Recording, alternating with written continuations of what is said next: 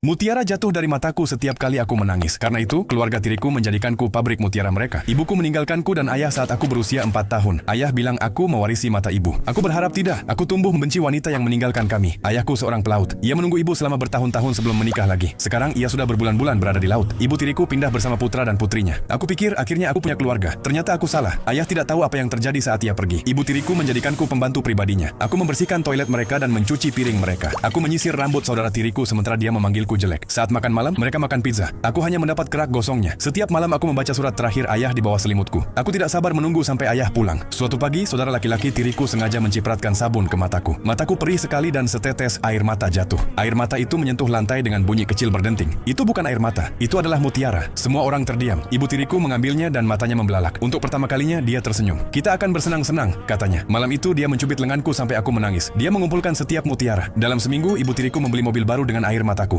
Saudara laki-laki tiriku mendapatkan iPhone baru. Saudara perempuan tiriku mendapat iPad baru. Sementara aku masih memakai gaun lama yang sama. Keesokan harinya, saudara laki-laki tiriku menabrakkan kursi ke arahku hingga jari kakiku terbentur keras. Saudara perempuan tiriku menyodorkan artikel berita palsu ke wajahku yang mengatakan kapal ayah tenggelam. Mutiara terus jatuh. Gelas terus terisi. Mereka tidak akan pernah berhenti. Jadi akulah yang akan menghentikannya. Keesokan paginya, aku tersenyum tak peduli apapun yang mereka lakukan. Saudara laki-laki tiriku menjegal kakiku. Aku bangun sambil tersenyum. Saudara perempuan tiriku menumpahkan makan malamku ke lantai. Aku membersihkannya sambil tersenyum. Tanpa air mata tidak ada mutiara. Gelas itu kosong selama 3 hari penuh. Ibu tiriku mulai putus asa. Dia menjadi semakin kejam. Dia mengunciku di luar saat hujan.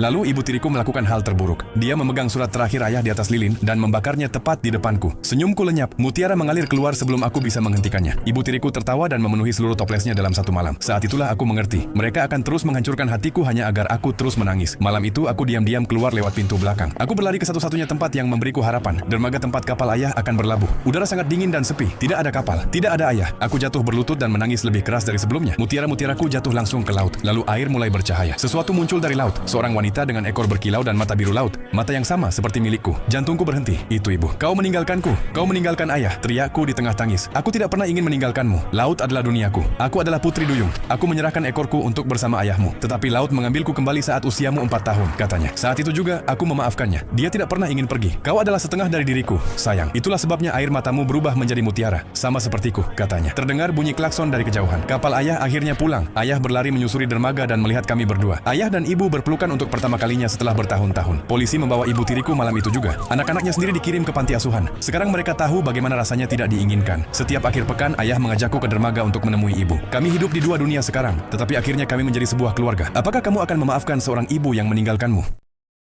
Katanya Jihan diskors sama kampus. Hah, masalah awalnya apa kalau kayak gitu? Dia nggak bisa dihubungin, aku bakalan kasih tahu di grup. Justru jangan disebarin dulu. Ya, tapi mau gimana lagi, hal ini juga udah pasti orang-orang pada tahu. Kamu nggak bisa asal kasih berita buruk soal teman. Ya tapi kan dia nggak bisa dihubungi, jadi gimana coba biar aku tahu? Gak usah. Aku mau ngasih tahu, masa orang-orang nggak berterima kasih? Fanny, kenapa nggak biarin dia aja pergi? Teman kita lagi ada masalah, kenapa kita harus nyebarin berita buruk? Iya juga ya, dia mau orang lain terlihat buruk. Gimana kalau aku wawancara pakai ini?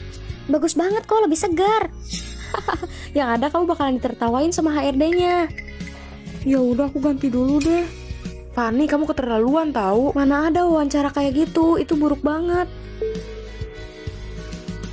Hari ini bakalan ada ujian. Itu di gigi kamu ada lipstik. Fanny, jangan ngomong kayak gitu. Kamu mau temannya terlihat buruk? Tapi kalau untuk itu emang Pronta boleh ya? Selagi bukan berita buruk. Terserah. Tapi kan bukan maksud aku kayak gitu. Mungkin kalau kamu nggak langsung sebarin di grup, aku nggak bakal kayak gini. Kamu seneng kan? Udah sana, aku nggak mau berteman lagi. Emang aku salah ya? Kenapa bisa kayak gini sih? Berita buruk sebaiknya jangan disebarkan dulu. Tapi kan maksudku ngasih tahu orang lain. Kalau berita buruk itu kamu bakalan nolong, kamu boleh ngasih tahu dia. Tapi kalau untuk hal yang lain, untung kamu ngasih tahu untuk ganti pakaian. Tadi aku langsung di komen loh, katanya rapi. Ya kan, kamu kalau interview harus pakai baju kayak gini. Makasih Fanny, kamu baik banget deh. Hebat. Fanny, makasih banyak ya, aku jadi lebih percaya diri. Kalau tadi aku tahu ada lipstik gimana? Fanny, makasih banyak ya, kamu udah ngasih tahu aku kalau tadi aku bocor. Sama-sama. Berita buruk yang mana dulu yang harus kamu bilang? Fanny, makasih ya, aku jadi banyak tahu dari kamu. Kalian kayak gitu aku laporin ke pacarku. Lihat deh, padahal pacarnya dia lagi dekat sama orang lain. Kasih tahu nggak ya? Menurut kamu? Nggak usah. Kita jangan sampai gegabah ya. Jangan sampai orang lain tahu kalau masalahnya dari kita. Iya, aku mengerti.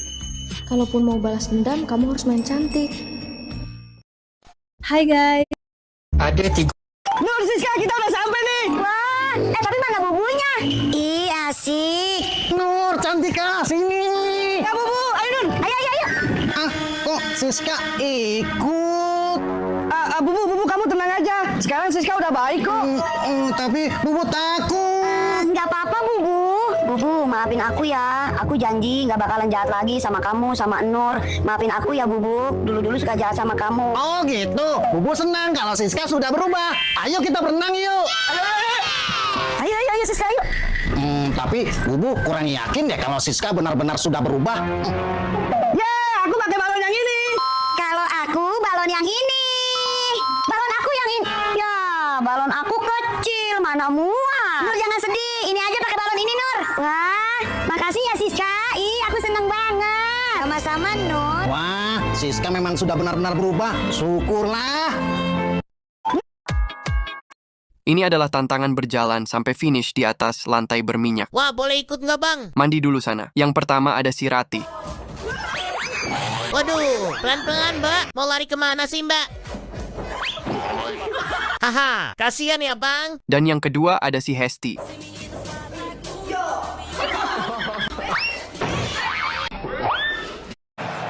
Anak laki-laki ini terlahir dengan tangan yang berbentuk seperti gunting. Hidupnya sangat sulit karena bahkan melakukan hal-hal sederhana pun menjadi sebuah tantangan. Saat makan, ia seringkali tanpa sengaja melukai dirinya sendiri. Ayahnya selalu berharap suatu hari nanti putranya bisa memiliki tangan yang normal. Namun, takdir berkata lain. Suatu hari, ayahnya meninggal karena terlalu banyak bekerja. Yang lebih menyedihkan lagi, tangan buatan yang dibuat untuk anak itu rusak dan hancur. Ia hanya ingin menyentuh wajah ayahnya untuk terakhir kalinya. Tetapi yang ia miliki hanyalah tangan berbentuk gunting. Setelah itu, ia hidup sendirian di sebuah rumah besar yang kosong. Suatu hari, seorang wanita penjual kosmetik secara tidak sengaja datang ke rumah itu. Anak itu perlahan keluar dari kegelapan dan mengangkat tangan guntingnya untuk menakut-nakutinya agar pergi. Namun ketika wanita itu menyadari bahwa anak tersebut hidup sendirian tanpa keluarga, ia memutuskan untuk membawanya pulang. Saat duduk di dalam mobil, anak itu terus memandang keluar jendela dengan penuh rasa kagum, karena untuk pertama kalinya dalam hidupnya ia melihat dunia luar. Ketika tiba di rumah barunya, semuanya tampak bersih, terang, dan indah. Ia bahkan mendapatkan kamar sendiri. Namun saat melihat dirinya di cermin, ia merasa sedih. Ia mencoba menyentuh wajahnya, tetapi tanpa sengaja kembali melukai dirinya. Kemudian ia melihat sebuah kasur air yang belum pernah ia lihat sebelumnya. Ia menyentuhnya dengan lembut, tetapi tanpa sengaja membuat lubang di kasur itu. Dengan panik, ia segera menutupi lubang tersebut menggunakan sebuah boneka. Beberapa saat kemudian, ketika sedang berusaha mengenakan pakaian, tangannya tersangkut di baju. Mendengar suara keributan, Jessie segera datang. Dengan lembut, Jessie membantu melepaskan bajunya, mengobati luka-lukanya, lalu membantunya berganti pakaian. Saat makan malam, ia menyadari bahwa dirinya bahkan tidak bisa memegang garpu dengan benar. Ia mencoba makan, tetapi makanannya terus jatuh berulang kali. Jessie terus menyemangatinya. Akhirnya, ia berhasil belajar mengoleskan mentega ke atas roti. Malam itu, untuk pertama kalinya, ia merasa bahwa mungkin hidupnya bisa berubah menjadi lebih baik. Keesokan paginya, sebelum keluar rumah, Jessie merias wajahnya. Namun hasilnya justru membuatnya terlihat seperti badut. Saat berada di luar, ia melihat ayah Jessie sedang memangkas tanaman menjadi berbagai bentuk yang indah. Melihat hal itu, ia pun ingin mencoba. Dalam waktu singkat, ia berhasil menciptakan bentuk dinosaurus yang sangat menakjubkan. Ketika ayah Jessie melihat bakatnya, ia langsung menyadari bahwa anak itu memiliki kemampuan yang luar biasa. Sejak saat itu, ia diberi tanggung jawab untuk merawat seluruh taman. Perlahan-lahan, berbagai patung tanaman berbentuk anggota keluarga muncul menghiasi halaman rumah. Penduduk kota mulai membicarakan hasil karya seninya yang luar biasa. Banyak orang datang kepadanya untuk menghias taman mereka, memangkas semak-semak, dan membuat berbagai bentuk tanaman yang indah. Dengan cara itulah, anak laki-laki yang dulu merasa sangat kesepian akhirnya menjadi seorang seniman terkenal berkat bakat unik yang dimilikinya. Kalau kamu minum air putih, jangan lupa...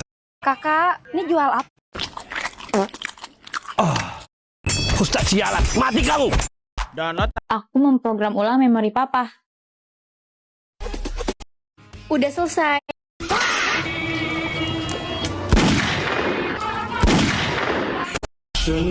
Hari ini kita orang nak borong makanan warna biru.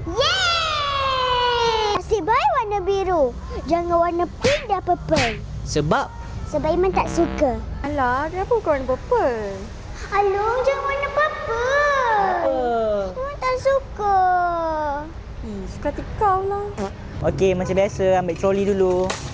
Mana ada orang troli tak? Tak nak lah. Alah, Dek, ini welcoming drinknya enak banget, Dek. Nanti kamu ambilin lagi ya buat Mama. Mah, aku aja barusan duduk, kenapa nggak? BTS bikin tren. Pria ini merasa sangat bahagia karena akan menikah dengan seorang gadis yang berasal dari keluarga kaya. Ia berkata tidak mempermasalahkan kondisi fisik gadis tersebut. Namun saat pulang ke rumah gadis itu, di sepanjang perjalanan ia terus mengeluh. "Kenapa rumahmu jauh sekali?" Saat tiba di lokasi, pria itu langsung tercengang. Rumah yang berdiri di atas tebing tersebut tampak tua, kumuh, dan jauh dari bayangannya tentang keluarga kaya. Bukankah keluargamu